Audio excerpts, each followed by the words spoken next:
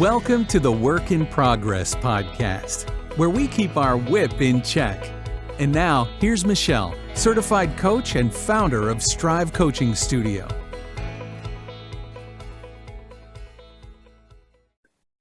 Hey, everybody, and welcome to the Work in Progress podcast. I am so thrilled to be here today and have this wonderful guest who I have known for almost about a year now, and I'm super excited to have her. So glad that you are coming and able to talk to my audience about the ability to become a better leader of yourself, which is kind of what I love to talk about with all of my podcast guests and my audiences. To be a great leader, you need to be a great leader of yourself first. And I thought that my guest today, Sarah Mueller with the Decluttering Club, would be the perfect guest to have and talk to all of you wonderful leaders out there about how you can use the concepts that Sarah teaches to incorporate them in your whole entire life. And so I'm really excited to hear about all of that today. So welcome, Sarah. Thank you for being here. Oh, Michelle, it's such a joy to be here. Thank you so much for having me. I'm so glad that you're here. And I think it's been about a year that we've been able to get to know each other and have vaguely stayed in touch since we met. And I think I just respect so much this business that you've created and how many people you help. So tell us, how do you help the people who your audience? Tell us what you do. Okay. Yeah. So we have the most fun business ever. I just can't even believe how, it's so exciting, right? Because so we help women, primarily women, also a few wonderful men. We help them let go of the excess in their lives so that they can make room for what matters most, right? So that is like the mission. That's where we're going. But we do it in so many ways. And people tell me all the time, they're like, well, I had a conversation with you, or I saw a post on Instagram, and then I went and I decluttered my closet and I feel amazing. Like one conversation and it just changes their lives. Yes. I have a friend, she said, after talking to you, our garage was kind of full. And so we cleaned up the garage. It took us 1 hour. And because of that activity, now, kids can get in from both sides of the car. So they're not climbing over each other in the morning when they get in the car to go to school. And it has just literally removed just that bit of stress from her life. And amazing. So it feels like it's just stuff, it's just some stuff, but it's actually way more important and it goes way deeper. And so when you do this work, in the way that we teach, it just changes your entire life. It has this huge ripple effect. So that's why I love doing it. And, we could just talk all day about that, but that's kind of in a nutshell. We help people let go, in a way that serves them. Right. Absolutely. Who are the people most commonly coming to you? What are they looking to solve? What is it that they believe they want to solve? Yeah. So the people that we work with are primarily again, women. And again, not because we think it's women's job to do it, but it's just, these are the people who tend to either care more than other groups. Tends to be women who are maybe 40, 50, 60. We do have some younger moms as well, but it seems like, when you reach 40, you just accumulated things. You have a lifetime of things. Maybe you have inherited things, and you just haven't kind of kept up with letting go. So that is, that's primarily who we work with. Yes. So a lot of my audience are people who are working moms, working dads, and their big struggle is balancing all of that. And how do they make sure to kind of really, I guess, stay on top of it, but also do it in a way that's manageable, that doesn't feel like a lot of pressure, a lot of stress. So what do you say to the people who really struggle with that balance? Yeah, well, so I teach this concept of 80-20 effort, right? Okay. So whenever, let's say your kitchen is just really bugging you. And it's a big mess. It feels awful. It's hard to cook dinner, on and on and on, right? And you think, okay, I want to clean it up. So there's two portions to that task. Part of it is the physical work, right? The washing the dishes, the cleaning up the pantry, maybe making a shopping list. That's like actual physical activity, right? But then there's another part, which is the emotional component. So that's getting motivated. That is, finding the time. That is thinking the thought to set you up for success, right? Because your brain is probably telling you, well, it's not going to matter. Like, what's the difference? We're going to clean it up. It's going to be messy again tomorrow, right? So that mental, emotional piece, I consider that to be the bulk of the work, right? So it's like 80% emotional, 20% physical. Right? So what that means is that the task gets really big in our head, and the mental work is really heavy. And so then we don't do it because we're like, it's just too much, right? It's not the time involved. It's not the washing of the dishes. That's not hard. But the mental part is really hard. So when we let that get really big in our heads, then we just avoid it. And so, but what that means is that we can flip the script and we can say, let's fix our thoughts about it. Let's address that mental component, and when we fix that, now all that's left is the physical, right? Which is really literally 20% of the effort. So it's good news, right? Because we have all these tools available to us now. With coaching, we have all these tools. And so if we can address things in the right order, then it's actually a lot easier than you expected it to be. Like, have you ever done that? Have you ever dreaded something, for a year, even putting something off, and then you finally do it and it takes you half an hour, right? Like it wasn't the actual effort involved. It wasn't the physical doing. It was the mental, just getting ready to do it and psyching yourself up, right?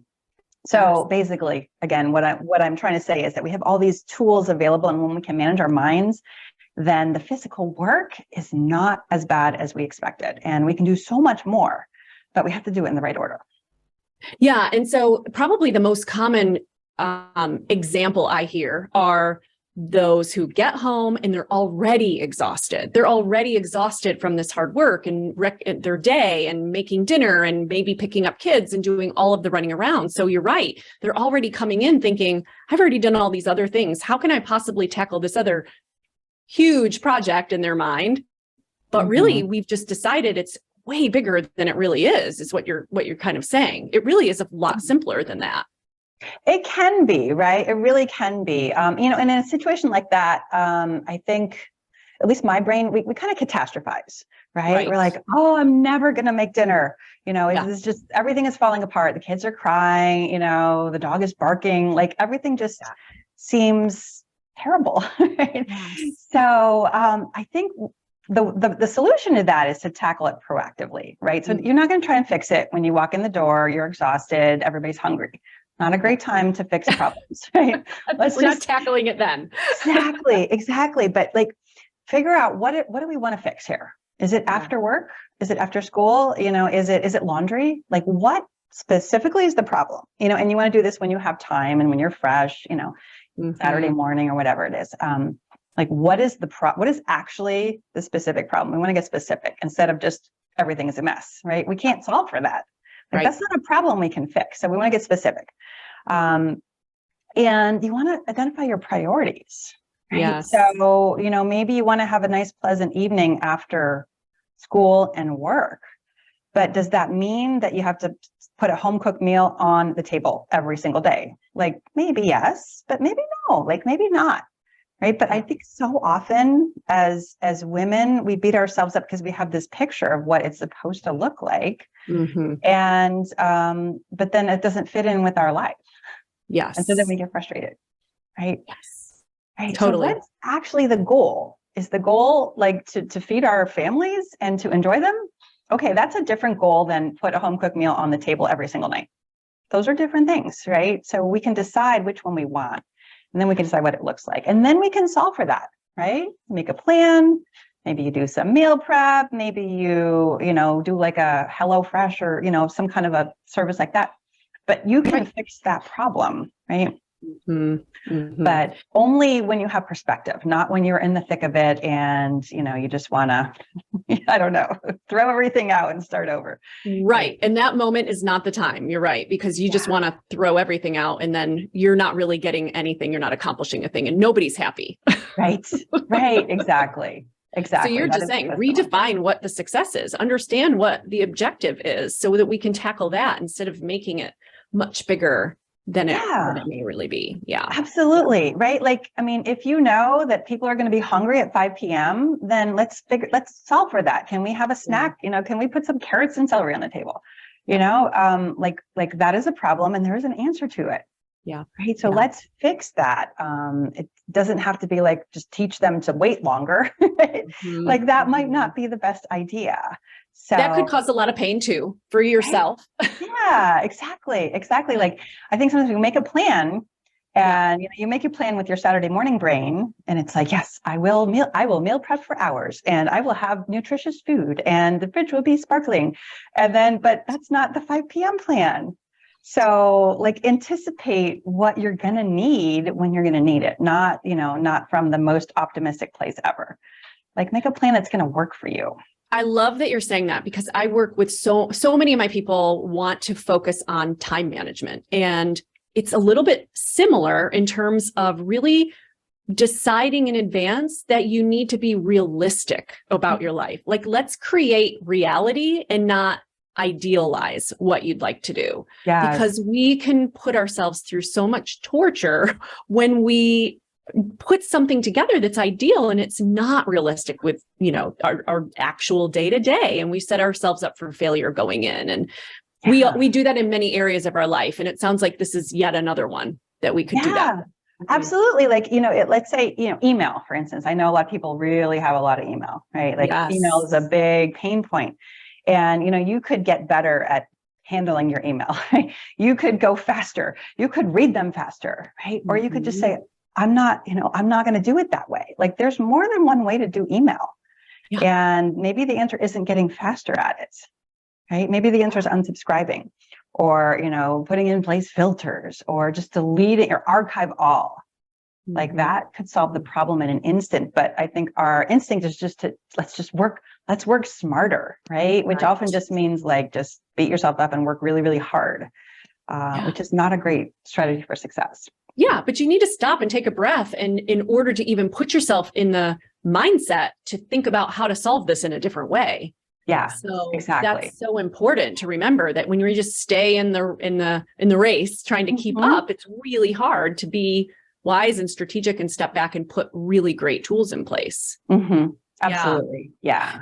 So what are the most common things you work with tell me what you're doing right now in the Decluttering Club. Like what is the main focus for you? Yeah, we I really love working with people on their kitchens because the kitchen is it pays off so wonderfully. When the kitchen works well, when it's easy to cook, it's easy to eat, it has this huge ripple effect. So we love helping people clean up their kitchens, and we really just do it one little baby step at a time, like 1 square foot, 1 drawer, half a shelf, one little pile. Like you don't have, I think sometimes we're in such a hurry to do it that it just never gets done. We think it has to be all done this weekend. Right. And this weekend isn't a good weekend. So let's wait a year. Right. Like, no, what if we did 10 minutes? What if you waited for the coffee to brew in the morning and you sorted through the mail? Done. Right. Now the mail isn't piling up. And maybe you're fresh. It's not the end of the day. So, you just have so much more available to you than you realize. And all of the work that you put in, I always say this to people, all of the decluttering work that you do is an investment. So you let something go or you clean up an area and that's going to pay off over and over and over again. Right. So it's worth it. It's worth it to learn the habits to keep things that way. And to let go, right? To learn how to let go. That is not something that comes naturally to a lot of people. So we talk a lot about that as well. So what are the steps that you ask someone to go through when they have that 30 minutes carved out and they need to go through a drawer, say, or one cabinet or something? What are the steps? How do you walk through that to make that seem like a very manageable process? Yeah. So I love that you said 30 minutes because that is huge. Right. You could even go as narrow as like 10 minutes if you want. Okay. So 10 minutes, like however much time you want to spend, set a timer, right? Set a timer because that will help you stay on track. And then decide where are you working? You can say, no, I get real into like, let's be specific. So let's not just say we're going to clean up the kitchen. We're going to clean up this drawer, right? This is where we are focusing, right? When we focus in, we can get so much more done. So We're going to work on the drawer. We've got 30 minutes. Okay, great. Now what you can literally do, you can just empty the drawer, right? If it's not a big space. If it's your whole closet, I don't recommend emptying your closet on your bed. Very bad idea. Right. But it's just a drawer. Take everything out of the drawer. You will find things that you can throw in the trash. You'll be shocked at what you find there. You will have no idea how those things got there, right? Half of it is probably goodbye. Right. Yeah. And then we just put back what's left. Like that in a nutshell is the simplest form of decluttering, right? Empty your space, declutter what you don't need, right? And people are like, well, how do I know? Do you want this or not? I promise you, you will find things that can go. And then put back what's left. Like it's literally that simple. And then you just keep doing that over and over and over again. And obviously lots of questions come up, but like if that was all you did, you would be ahead. Right. You would. You just oversimplified it. And you're saying just that one exercise alone of just pull everything out, throw the stuff away you don't need and put the rest back in is a huge change in what you can accomplish and what you will be able to find in your drawer. I mean, you will see the impacts and the results of that immediately. And you multiply that by all your drawers and suddenly you've cleaned your kitchen. Yeah, exactly. Right. Yeah. Exactly. And, you can get into organization and, all of that and rearranging. That's all, wonderful and fun. But especially if you keep it really focused, next time you open that drawer, you're going to be like, oh, look what I did here. Looks really good. It's like, pat myself on the back for a minute. Yes, exactly. We do have a challenge, and I don't have it on the calendar yet, but people visit our Instagram, they can, or they sign up for the email list, they can get on the list to be notified.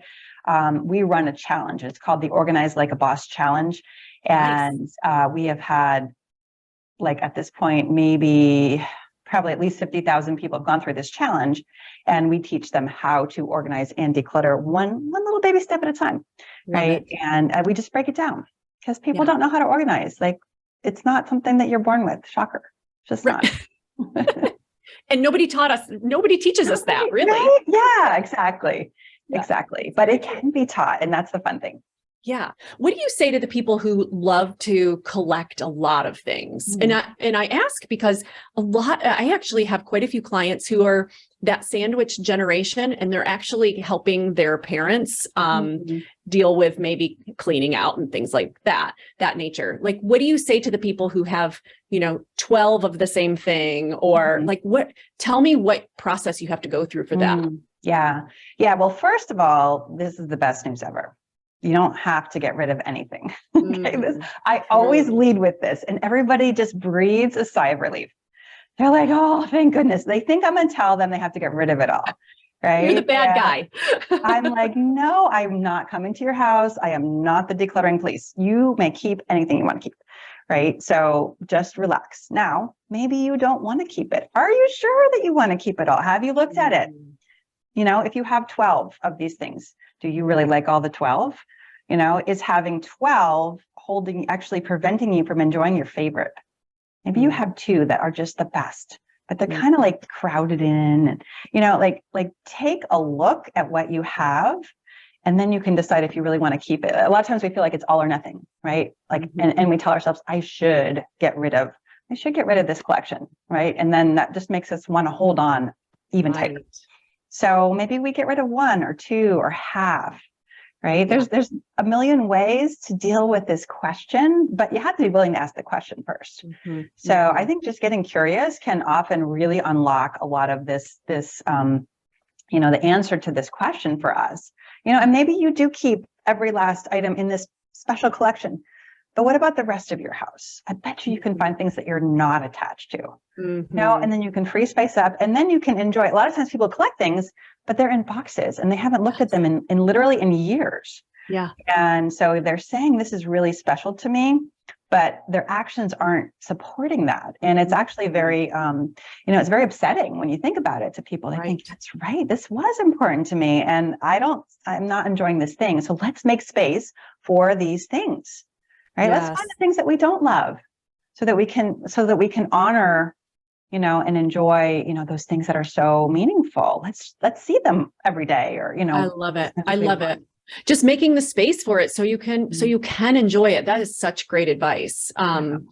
Yeah. And we get in our own way and decide that we don't want to tackle those types of projects because gets emotional if it's something that's special for us. So what a great twist to say, let's make it special. We need to make it more special. Yeah. Well, that's another thing, right? Like people think, if I open that box, I'm going to be so sad, right? Like maybe you've got a box of things from someone that you've lost, right? And you think, I can't even go there. I'm just going to be really sad. And I'm going to say, what if that was okay? Like why is that a problem? What if we open the box, we look at the things, we cry? Like it's like that's not the end of the world. Maybe it would be actually very healing, Yeah. It doesn't have to mean that it's that you don't want to go there.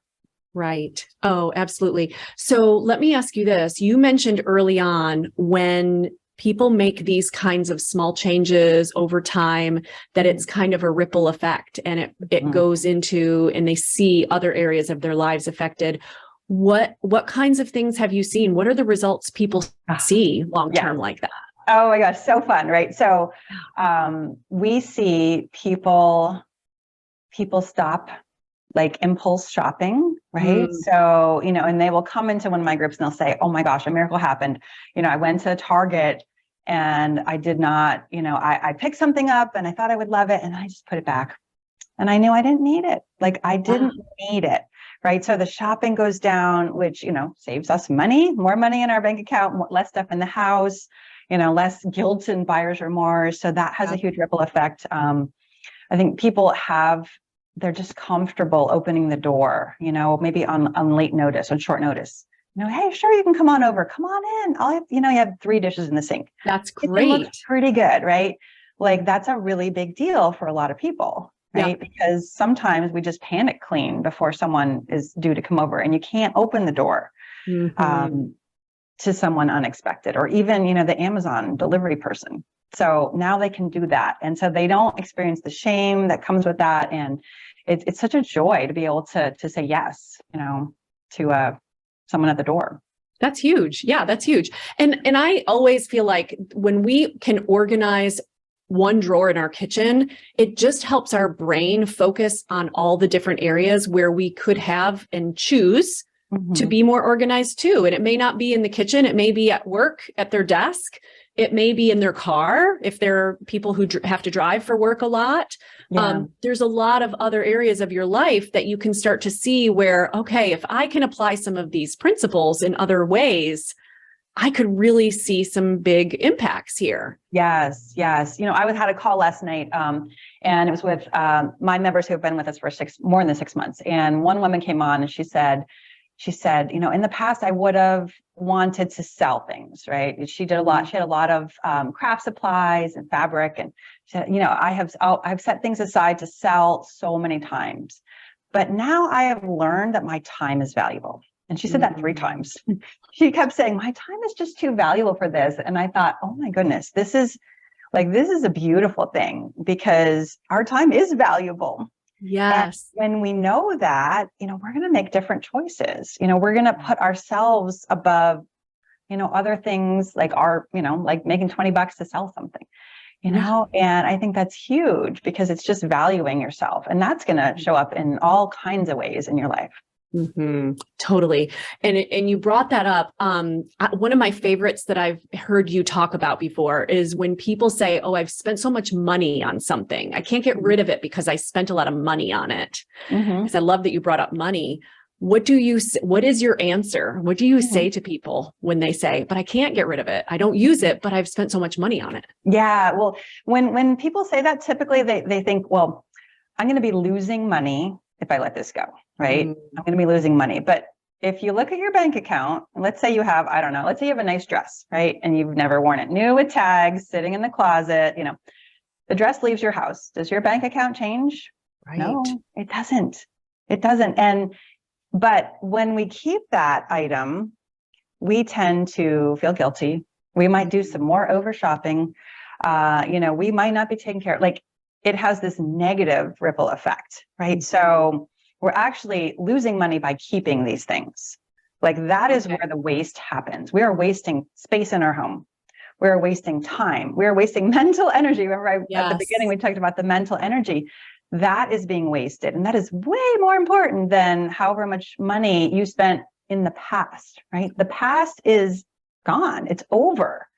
But right now, we have the opportunity to save time and money and gain that back. So that is, that's one way that you can look at it. Another way I've heard, like if you go to the movies, let's say you take your whole family to the movies, it costs you $100, food, popcorn, it could be $100. Yeah. And you don't like the movie. It's an awful movie. You don't leave going, I want my money back. You just like, oh, that movie was bad, and maybe you grumble about it, but you don't beat yourself up for the next year because you spent $100 on the movie. But we do that with things for some weird reason. So, it's just all part of the deal. Sometimes it works out and sometimes it doesn't. Yeah. Yeah. That's great advice that I think it's back to your point of you can save so much money by going through this process, but by avoiding the process, you can't. Right. It holds us in our past decisions rather than in what we can choose to do today and for the future now. Right. So powerful. Yeah. We can't undo what we did yesterday. Already did it. But we can maybe prevent another, like something happening today. Like we miss out on that so often because we're just trying so hard to get back to yesterday, which doesn't really work very well. Totally. You can't get the time back from yesterday, just like you can't get the money back from yesterday. So let's just move forward. Yeah. Let's stay forward. So good. Right. Absolutely. Yeah, totally. So when is your next challenge? So I don't have the Organized Like Boss Challenge on the calendar right now, but we do have something that people can sign up for at any time, right? So if you go to our website, and we'll have the link for everybody. It's called our 10-minute decluttering challenges. Nice. And we have literally had hundreds of thousands of people go through these. They're totally free. 10 minutes, you will get them via email. You can sign up for them and they will get you started, right? Like we love to just take the baby steps. We like the 10 minutes. I want this to fit into your life. Your listeners, they have busy lives. They don't need more work to do. No. I don't want to make anyone's life harder. I want this to just fit into the little gaps and you'd be surprised at what you can do. Again, when you just look at things with fresh eyes and when you focus, right? A little bit goes a really long way. And so that's what, that's what people could do if they want to get started right now. Focus and a little bit goes a long way. I love, those are great tips right there for everything in life, right? And I love that. And I will definitely be sharing that with everybody. Tell me why you started the Decluttering Club. What is it? Because you are very passionate about it. You obviously have served a lot of people already. So tell me why. Where's this coming from? Yeah, well, so I have 4 boys, right? I'm a single mom now. Back when I was still married and my kids were little, I was very organized, but I was not decluttered. Like we had a lot of stuff and I really wanted to be frugal. I wanted to not waste things. And I found I was spending all my time just trying to keep up and trying to, put things away. And I was looking for the perfect organizing solution. And it was kind of a losing battle, right? I mean, 4 boys, I bet. Yeah, right? Exactly. So it's like, oh my goodness, it did not feel like it was being very productive. And so I discovered decluttering. My stepsister was completely decluttered and I visited her, had some light bulb moments. I was like, oh, we don't need to keep it's so silly. It sounds so simple now, but I'm like, oh my gosh, that's the answer. The answer is not to get more organized. The answer is not to drill these chore routines into my children. I don't, matching baskets is not the solution to life's problems. Maybe after you've decluttered, but so that's how I got started decluttering. And it has made my life so much easier. People think, oh, you have a decluttered house and it looks great. You must spend lots of time. And I'm like, no, I don't actually. You'll probably spend more time on your house and you're not as happy, as I do, because I just don't want anything that's going to get in the way. I want to live my life. I don't want to manage my things. Yes. And it's taken me a while to get there, obviously, but I just want people to know, I want women to know that life can be easier, right? And when we decide, this kind of gets back to the beginning, what's the priority, right? What is your priority? My priority is not, managing my seasonal decor. It's like, I want to be available for my kids. I want to enjoy my free time. I want to work hard on my business. And so that means that helps me make decisions on my things. And I want people to know that, I think so many people, they think they're attached to their things, and they are, but they're not attached to every single thing. And so when you just take a look, right? When you can take a look, and you have to do it without judgment, though. That's the key, because we do look and we think, oh my gosh, this is a nightmare. And what have I done here, right? And so that does not work out well. But when you can look without judgment at what you have, then you can say, oh, I can let this go. And I'm done with this, or this, this didn't work out the way I wanted. And it's okay, right? And there's so much freedom there. So much freedom. And we can just enjoy our families. We can like go and love our jobs. And it's amazing. Like just the freedom. Because you're living aligned with what's most important to you. Right. Exactly. And you're not suffering anymore from trying to live a life that isn't. Right. Exactly. So it's so exciting. It really is. Yeah. I can tell you love it. How long have you been doing this? So I've had this business for about, it's 20, about 10 years. We've really only been focusing on decluttering for the past 7. Okay. So we've gone all in for about the past 7 years. We've just served just countless numbers of people. I just love it. I love their story. I love their stories. That's why we do what we do. It's just so exciting. What's going on in the world. People are just catching the vision, and saying, oh, I can let go. Like letting go is actually very freeing. Yes. It feels like it's a tragedy, but it doesn't have to be that way. Right. Absolutely. Make room for all the things that you love the most, for sure. So, I love to talk about leadership, Sarah. You have been building a team then over this 10-year period. How many people do you have working for you to manage all this wonderful stuff and all your great clients you have? Yeah, I have the best team. I have grown so much. It was just me, right? I started out, I was coding the website, everything, right? But now we have 5 people on the core team. And then we have 5 more that run calls. And then we have volunteers. We have a group of about 20 volunteers. Wow. And so there's a lot of people that are working to make this happen. Amazing. That is amazing. So tell me how have you had to grow as a leader? What has been the biggest challenge for you? Yeah, well, I've always been organized. So, I have carried that through, but just learning how to communicate that to other people and make requests of them, been very challenging. Learning how to let go, right? Irony, right? I need to let go of the activity and give it to someone else. Right. And be willing to hand that over. That has been, that's been really, really good. And it enables us to do so much more. Like we couldn't do what we do now if I was still doing things the way I used to a year ago, but just like that letting go but also not just like checking out, right? You can't just check out. Right. That's not leading. Right. So I think that has been the biggest requirement of me, like figuring that out, and just communication and dealing with, when you have 5 people on a team and then 5 more, and there's a lot of relationships. So we work really hard to keep in touch and make sure everyone's in the loop and make sure everyone's taken care of, even just making sure everyone gets paid, I had to figure that out. Important. So like all of that, we had to kind of build that out. So, well, and I love that you just basically said that in with irony, that the things that you teach are also the things we all need to learn. And we're all a work in progress all the time.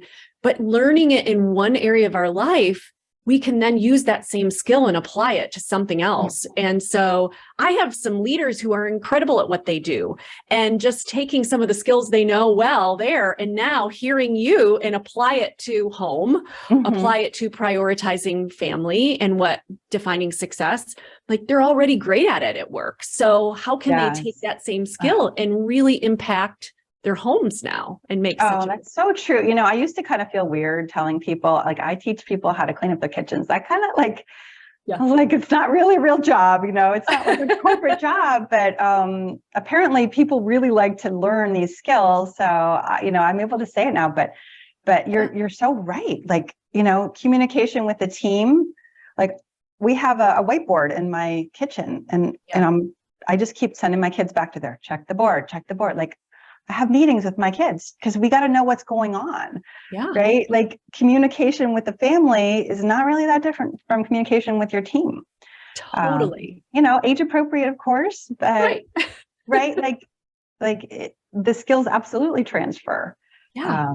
Leadership of your family. Yes. Leadership of yourself, leadership of your family, leadership of your team and company. It's really all the same. And it's fairly simple. You don't need to reinvent. If it worked well in one area of your life, it's probably going to work very well in another area. You just need to apply it now. Yeah. Right. Exactly. It doesn't mean you just forget everything. Like you walk in the door, you just forget everything that you use, all the tools you use. Like, no, you just adapt them. Now we just, make it age appropriate. Exactly. Yeah. So what's ahead for Decluttering Club? Where are you guys going? Oh my gosh. Oh, we have lots of things. We have some really big plans. Like I think that basically maybe not the whole country, but I'm going to say a huge portion of the country needs this work. Yes. Right? Because 2023 is a different place. We did not grow up in 2023, and a lot of us are still trying to live like it's 1980. And it's not. It's just not. And things are different. You've got things, we have one-click shopping. The stuff shows up at your door. Now your house is filling up, right? Things are priced differently.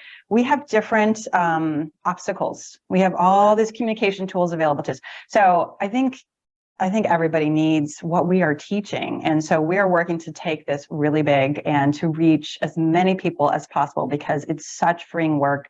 It makes such a difference. And I think it's so important. So, that's what we're doing. We're looking to reach as many people as possible, to bring them into our challenges and serve them and, just get them a little taste of what it's like to do things, this way, because it just really, it gives you so much leverage and power over your entire life when you start doing things the way that I like to do them. And so that's what's going on. That is amazing. I mean, I love it. And you're right. We all need it. As you were saying that with the one-touch purchase, it's just even getting the things in that quickly is great, but the cardboard boxes piling up from that, like, what are you supposed to do with all that? The recycling bin doesn't come empty out fast enough for that. So there's so many things that didn't exist 10 years ago. Yeah. And you're right. We have to be constantly reevaluating and seeing how we take what we already know and apply it in areas where it can serve us now, even though the world has changed. Yeah, absolutely. Yeah. I mean, we want to make a really big impact. Like we're optimizing, like, how can we impact the largest number of people? Because people just desperately need this. They really do. Yeah. I think there's a lot of suffering that's going on in the world because they don't have these tools and skills available. I love it. Last minute tips to share with the audience. What would you like them to know? I think probably like just get started. Yes. Right? It doesn't matter where you start. Just pick one little spot, try it out, see what happens. Be willing to try things, be willing to experiment. It's probably not as bad as it looks. I love that. You know what I always say to people too is, because I use the analogies of cleaning out a junk drawer in other areas of your life when you're trying to clean things up. And it gets messy before it gets clean again, and it's okay. Oh, yes. Like, it's 100%. okay when you're emptying the junk drawer to have all the stuff out. Right. And so that's okay. There's nothing wrong with that happening. It's part of the process. Right. Of course, it's going to get messy. You emptied a drawer. Right? Yes. Let's not be surprised. It's okay. Right. It's fine. We'll just put it back. No big deal. Yeah, exactly. Yeah. That's right. Yeah. Well, Sarah, I'm so excited that you agreed to come and talk to us today. So awesome. I know my listeners are going to absolutely love it. And because I just truly believe that being the best leader of yourself means, really looking at all of these areas of your life and how you can apply them across the board. So if somebody wants to get more info, I know we'll include this in all of our links that we share, but share with us now, how does somebody find more information about you? Okay. Yeah. And again, thank you so much for having me. It's just, I love talking to you. I'm so glad to reach your audience. So thank you for inviting me. Love it. People can find us on Facebook and Instagram under the Decluttering Club. That's the account. And the website is declutteringschool.com. Excellent. I love it. Thank you again. Such a pleasure. I can't wait. Maybe I'll convince you to come on again. Maybe we'll do a workshop or something for my people one time. Ooh, They would love that, I think. fun. Okay. Yeah, that could let's be a lot talk. of fun. Okay. Yes. Thank you so much, Sarah.